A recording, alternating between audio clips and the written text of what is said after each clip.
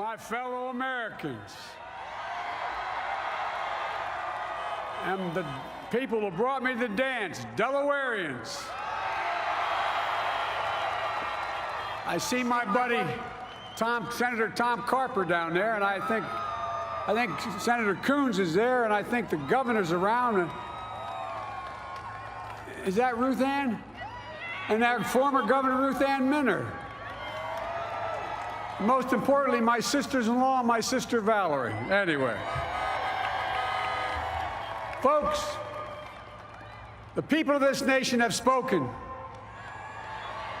They've delivered us a clear victory, a convincing victory, a victory for we the people. We've won with the most votes ever cast on a presidential ticket in the history of the nation. 74 million.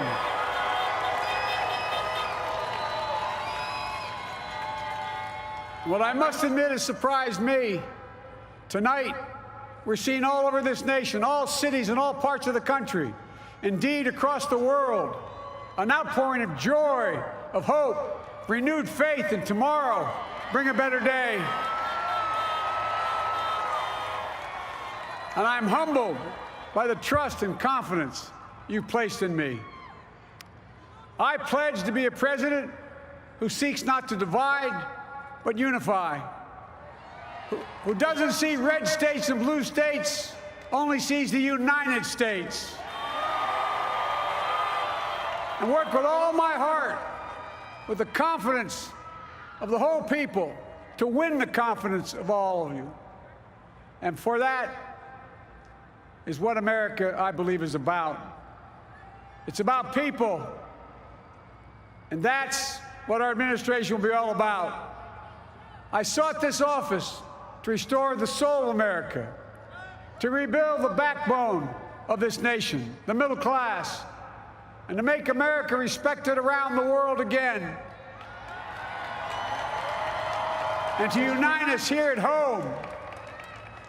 It's the honor of my lifetime that so many millions of Americans have voted for that vision.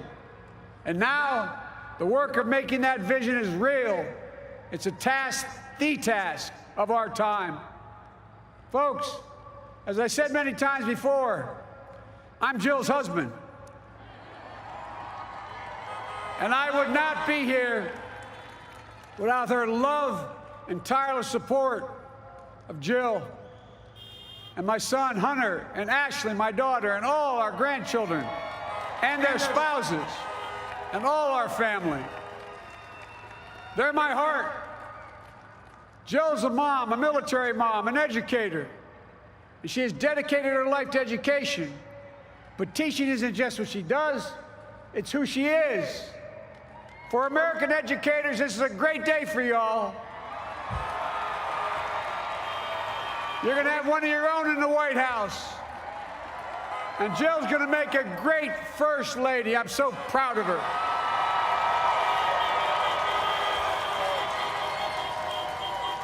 And I'll have the honor of serving with the fantastic Vice President who you just heard from, Kamala Harris,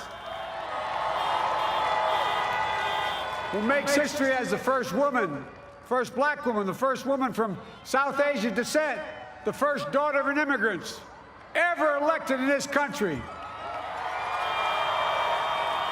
Don't tell me it's not possible in the United States. It's long overdue.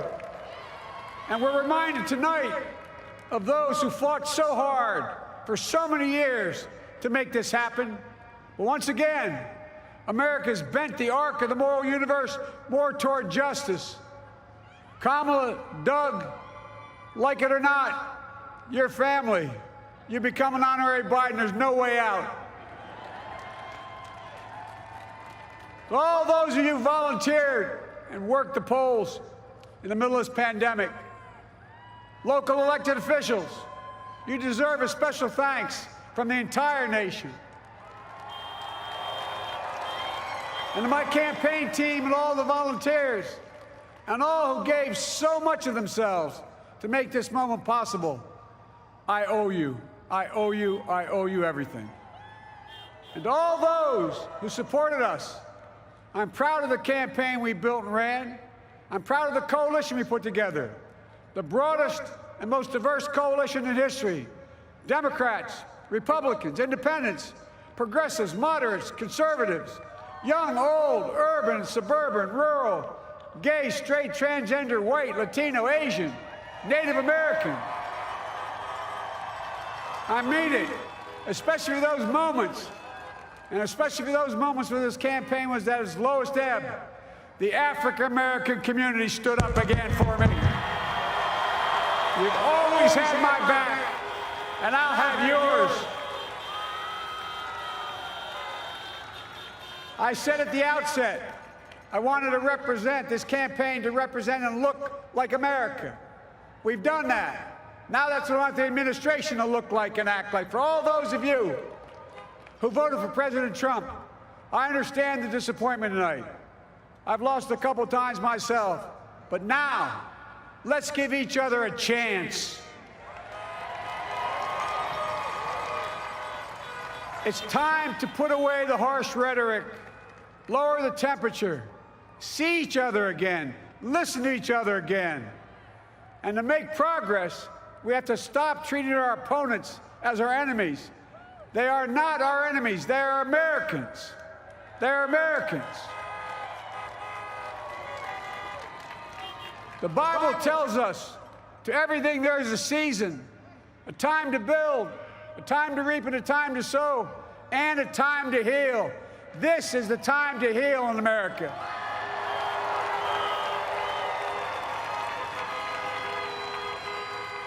Now this campaign is over. What is the will of the people? What is our mandate? I believe it's this. Americans have called upon us to marshal the forces of decency, the forces of fairness, to marshal the forces of science and the forces of hope in the great battles of our time. The battle to control the virus, the battle to build prosperity, the battle to secure your family's health care, the battle to achieve racial justice and root out systemic racism in this country, and the battle to save our planet by getting climate under control, the battle to restore decency, defend democracy, and give everybody in this country a fair shot. That's all they're asking for, a fair shot. Folks, our work begins with getting COVID under control. We cannot repair the economy, restore our vitality, or relish life's most precious moments, hugging our grandchildren, our children, our birthdays, weddings, graduations, all the moments that matter most to us until we get it under control. On Monday, I will name a group of leading scientists and experts as transition advisors to help take the Biden-Harris COVID plan and convert it into an action blueprint that will start on January the 20th, 2021. That plan will be built on bedrock science. It will be constructed out of compassion, empathy, and concern. I will spare no effort, none, or any commitment to turn around this pandemic. Folks, I'm a proud Democrat, but I will govern as an American president. I'll work as hard for those who didn't vote for me as those who did. Let this grim era of demonization in America begin to end here and now.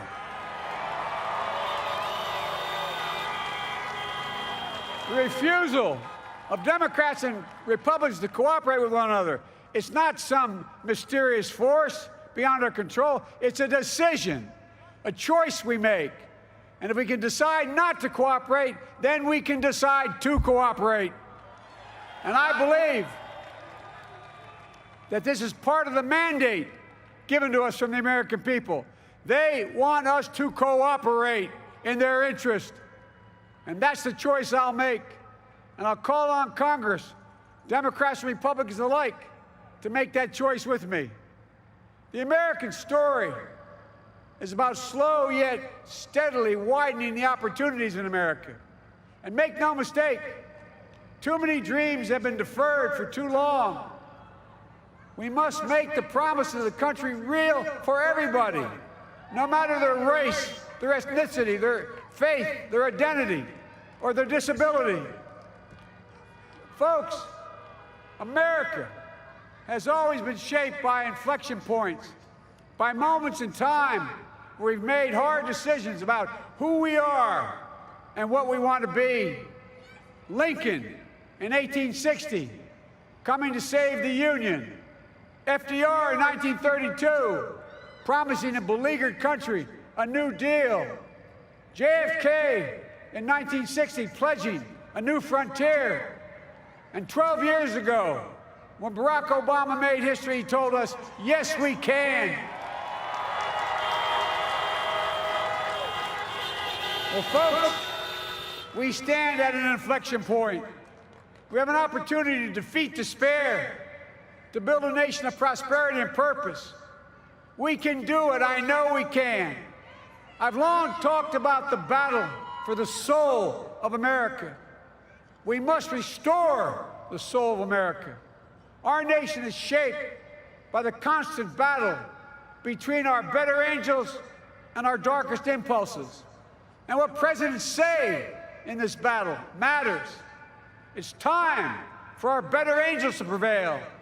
Tonight, the whole world is watching America. And I believe at our best, America is a beacon for the globe. We will lead not only by the example of our power, but by the power of our example.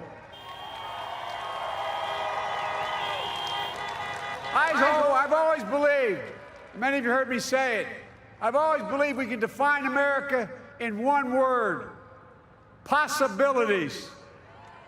That, in America, everyone should be given an opportunity to go as far as their dreams and God-given ability will take them. You see, I believe in the possibilities of this country. We're always looking ahead to an America that's freer and more just, ahead to an America that creates jobs with dignity and respect, ahead of America that cures diseases like cancer and Alzheimer's, ahead to an America that never leaves anyone behind, ahead of America that never gives up, never gives in. This is a great nation. It's always been a bad bet to bet against America. We're a good people. This is the United States of America, and there's never been anything we've been not able to do when we've done it together. Folks, in the last days of the campaign, I began thinking about a hymn that means a lot to me and my family, particularly my deceased son, Bo. It captures the faith that sustains me and which I believe sustains America. And I hope it can provide some comfort and solace to 230,000 Americans who've lost a loved one to this terrible virus this year. My heart goes out to each and every one of you. Hopefully this hymn gives you solace as well. And it goes like this: and he will raise you up on eagle's wings, bear you on the breath of dawn, and make you to shine like the sun, and hold you in the palm of his hand. And now together, on eagle's wings, we embark on the work that God and history have called upon us to do. With full hearts and steady hands, with faith in America and in each other, with love of country, a thirst for justice, let us be the nation that we know we can be.